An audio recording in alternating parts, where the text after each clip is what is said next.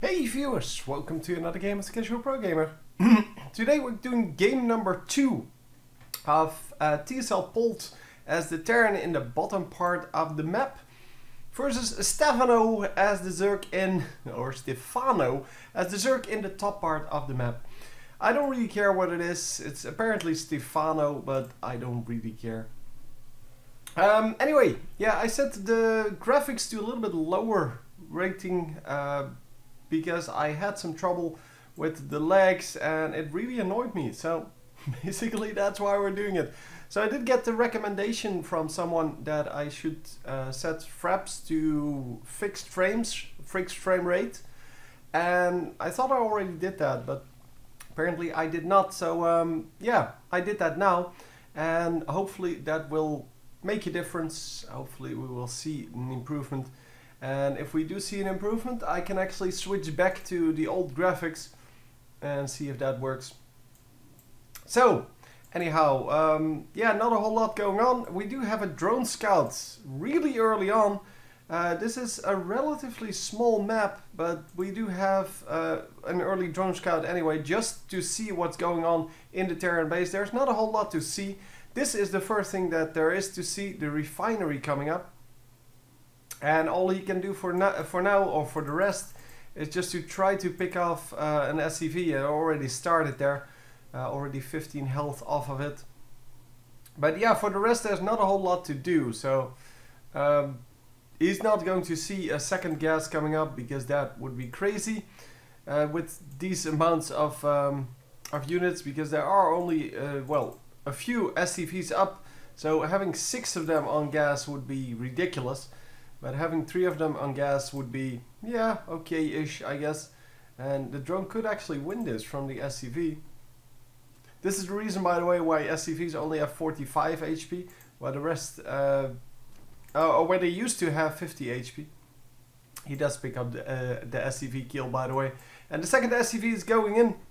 There is a Marine now out. The Marine is chasing the drone. It is, however, not going to catch it, obviously.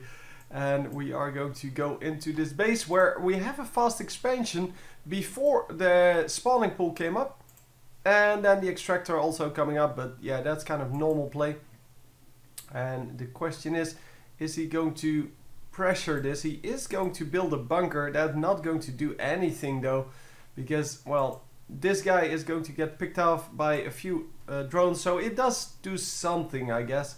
He has to pull a few drones off of the line, and because of that he is going to lose his SCV. But he also, well, the drones kind of, because they stop mining, kind of, yeah, get less income. So the Zerg player gets less income. The SCV obviously the first target here for the few Zerglings that come out, but the Marines are going down straight afterwards. And yeah, losing 2 Marines plus having to cancel the bunker and losing an SCV kind of puts them even again. So it was a kind of silly attempt, but I guess it works out if people don't react to it at all. Because if you have a bunker up here that's shooting at your hatchery, you will have to react at some point. So you will have to build a lot more Zerglings than just the 2 of them. And then attack the bunker from all sides and hope that the 2 Marines will not be able to kill everything, which it shouldn't. But anyhow, tech lab coming up for the barracks, the reactor on the factory, and as you can see, producing Hellions 2 at a time now. The Hellions are of course going to check the towers here to see if there are any Zerglings on there, and if so, then kill them. Zerglings take 3 shots to kill, which is why it's why they're so effective in larger groups. So 3 or more would one-shot Zerglings, and that is of course very good to have. He's going to hunt down every one of these Zerglings that he encounters. And the Queen, yeah, that's a whole different story, because the Queen, yeah, is a lot, well, a lot higher HP. So she doesn't get taken out that easily. We still do have some larvae left, and he doesn't have any minerals, I guess, to make anything off of them. So the Hellions are just going to try to do damage, and they are going to be quite successful in invading this base. They are, however, not going to be good against roaches, and these roaches are going to chase them out. So, speed Zerglings going to run around, going to try to get a scout into the base. And as you can see, the command center actually retreats. I don't know why though. He's probably afraid of this whole bunch of Zerglings coming out. And he knows that some of the Zerglings are missing. Well, I don't know if he actually saw that, but I think he saw that. And as you can see, the Roach is very, very hard to kill for these Hellions. Because he's been standing in the middle of these Hellions for quite some time. And he picked up one Hellion and then finally got killed. But we are going to, keep doing damage here.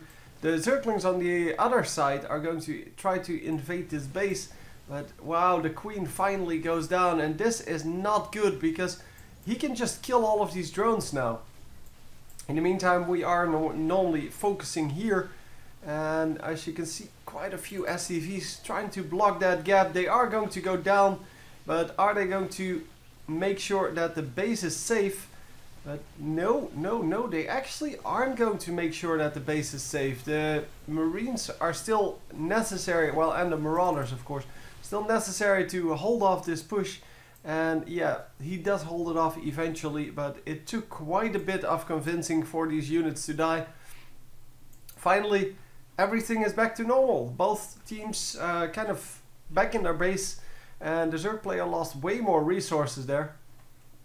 While he lost units on both fronts, where the Terran player mostly lost some units in the front, but not really in his own base. The income, however, is going to go in the advantage of the Zerg player for now, because he actually had that mining going on two bases. Now a third base coming up, well, already up. But it is being supplied with some drones now. And yeah, the Zerg player is just going to try to hold the middle of this map with all of his Zerglings, because as long as you hold the middle of the map, you have control over your own expansions. If you know where the enemies are going, then you actually have a pretty decent advantage there, because you can use these kind of fast-moving armies to pick off the slow-moving units. And yeah, he tried to get into the base there, tried to snipe some SCVs, but not managing to do so because, well, the Terran player kind of caught on to him and didn't manage to sneak past him. So yeah, great play on the Terran player, knowing what his opponent was going to do. And this is of course because these guys have played against each other so often that they know each other's play style. They know what they're going to do if they see something. So they know the reactions of their opponents, and that of course is very important to have. And yeah, I'm just looking forward to the next big engage. Terran player coming in here with a relatively small amount of units, but yeah, he might actually make this work. The Zerglings are coming in though, and yeah, he's reasonably protected here. Oh, he does pick up everything. That is great play because, well, the Zerglings obviously cannot attack air, but also the Queens cannot move forward far enough or quickly enough to actually pick this off. So he's going to be safe. He's going to drop them out at some point and going to just heal them back up, because that's what the Medivacs do, obviously. So a few of the Zerglings over here, they are going to try to break this front, but no, he sees that there's an extra line of supply depots up in front of the army, and there is no way he can break that with just a few Zerglings. He needs, well, more roaches or something even bigger. And what are we going to see? We're going to see more Zerglings coming up. So nothing really to combat this this defensive style by the Terran player. Just going for the damage heavy units, because Zerglings are of course very damage heavy because there are so many of them. And they're very hard to kill except for splash damage. So yeah, the tanks are going to be awesome against them, and he is producing tanks. He already has siege tank researched, I believe. Or siege tech, I should say. And yeah, there we have the tanks. I don't know. Yeah, they do have siege mode. So, yeah. I'm thinking that at this point, yeah, the Zerg player, all he can do is try to prevent this base from coming up. The base is already flying in, so that's going to be difficult. But as you can see, building all kinds of buildings in front of that, because Zerglings, they will get stuck on those buildings. They will, well, once you have a full line, of course. But with a full line of buildings here, the Zerglings are not going to be able to sneak past, which is the strength of the Zerglings. So all they are going to do is just try to attack these buildings and then maybe take down one or two. But in the meantime, one tank will just take out the entire, well, the entire army of Zerglings. Here, one tank shot, five of them die or get damaged. I think that was 5 just getting damaged. But yeah, one of them died at least. So, and that was just one tank shot. Imagine that you have a few tanks up like he has here, and you run into that with your Zergling army. You just get instantly shot.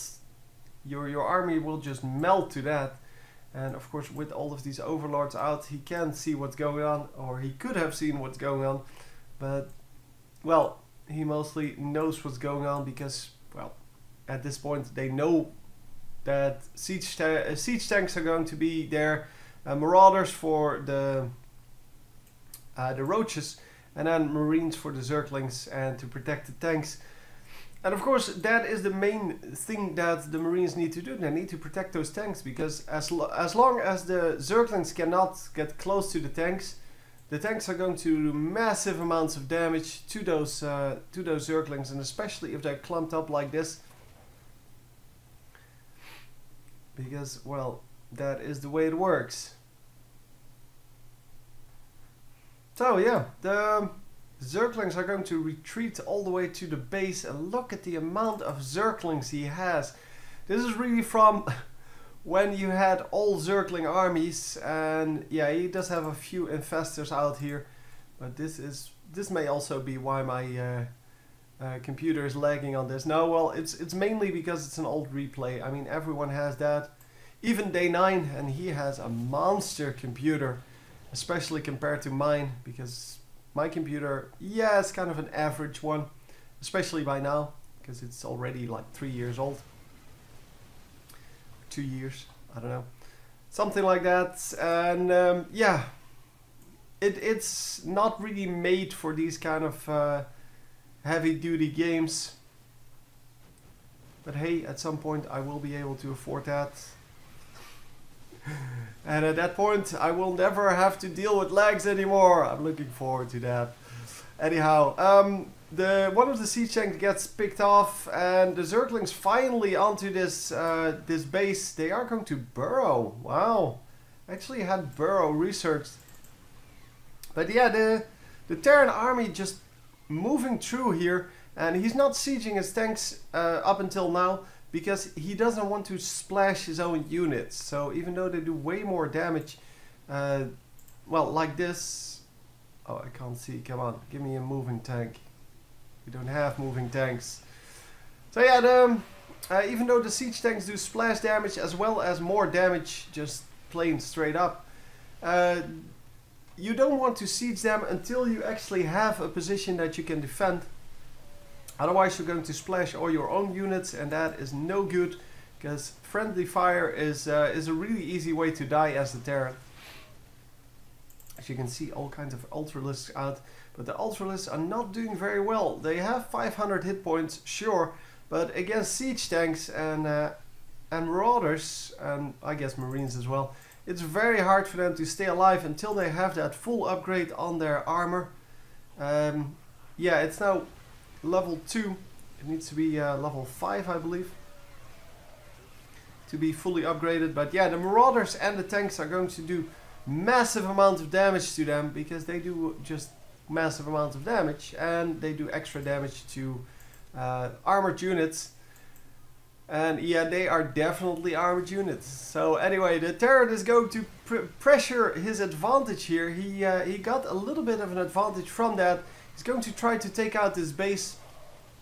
Obviously, it's not as easy as it looks, but well, he should still be doing pretty well.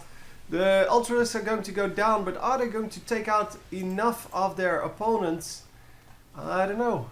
The army seems to have, well, dwindled down to a little bit of army now, but a new army is coming in. Here I can see it finally.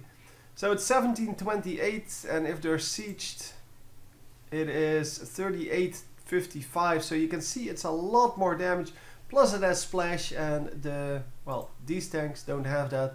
Now you know why every tank always is sieged up. Because that is the way it goes. That's the way they're most effective. And as you can see, these guys are just going to make it out. Oh, finally runs into something. I guess he ran into a scan or something. Can't really tell. But anyhow, yeah, the Ultralists are melting left, right and center. And yeah, it is time for some other units. Like air units. Something like Broodlords would of course have been very good here, because Broodlords can deal with the siege tanks no problem, because siege tanks can't shoot at them. They're also pretty good against the Marines. Well, they would need some backup to deal with the Marines, because the Marines can run underneath them, and then yeah, you're kind of screwed. So this base gets lifted off once again. It just got completed, and it's not even an orbital command yet, or probably a planetary fortress, because planetary fortress would make more sense at this point. And we are going to take down the destructible debris, and let's see if we can actually get something going with this new path of attack. Planetary fortress over here as well, and yeah, it is now transforming into a planetary fortress. So the Zerg player a little bit behind on bases here. We have 4 mining bases for the Terran. Yeah, well, this one isn't mining yet. But we are going to have 4 mining bases for the Terran, where we only have 2 for the Zerg. I guess 3. But he needs to get this one as well as an additional one, because these 2... Oh, and we have a drop coming in. These 2 are already mined out. And of course that is something you don't want to deal with. You don't want to run low on income against well, an opponent that is about equal to you. Once again he takes out a base. And yeah, even though the drop didn't really work, he got a successful attack on that base. So now the Zerg player will have to attack this base. And since there are no SCVs here, this is going to be relatively easy. But planetary fortresses do have splash damage, and as you can see, it took out quite a bit of the Zergling army. It is however not a problem. Zerglings are kind of expendable. As you can see, 1100 minerals. So he doesn't really worry too much about that, because they are, yeah, you can basically run them in and suicide them, and as long as you get something done, it's all good.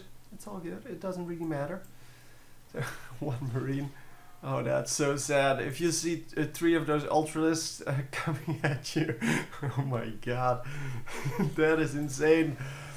Anyhow, we do have the army coming in here, and the Zerg player just, well, melting this army for now. All kinds of infested eggs coming in, infested Terrans, of course.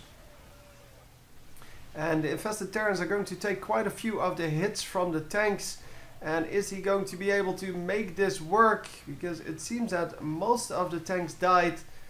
And yeah, I guess the new Terran army already there. So he couldn't pressure his advantage at any point.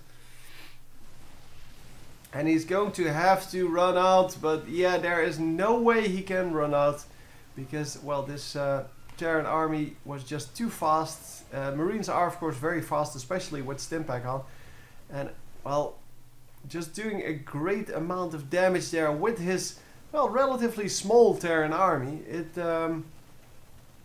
worked out really well for him. He took out all of the infestors and lost, well, a few Marines and a few tanks, but really this base is way more important than that, and this base is still not back up. This base is back up, but yeah, with all of the SCVs running, drones running there, I think he's going to notice that that base might be back up. So I think he's already planning to go for that. Yeah, his new army is arriving. There's a few marauders in there now, and a lot of tanks. Just a crap ton of tanks in this army, and just yeah, losing a few of them there, but he should be able to wipe this out. But wow, the nice fungal growth actually going to get some damage done, but yeah, too many marines. Can't really stop the flow of marines here because he just doesn't have the income to do it. And the marines are going to go into this base. Oh, and if this falls, it is over, because this is the last mining base. So everyone is coming here to try to defend this base, but if the Terran just focuses this one, yeah, and he is going to do that right now. Yep, there you go. Our game number 2 goes to our Terran player. Very nicely played, very focused. He took out the armies that were coming into his base, but what was more important, he kept focusing on getting down these new expansions. He wasn't worried about these first 3 bases, because basically they're mined out at this point. So taking new bases and making sure they actually stay up, so they don't die too often, that is crucial. And then taking out the enemy bases, like yeah, every time they come up, yeah, it worked out really well. So I hope you enjoyed, and I will see you next time. GG.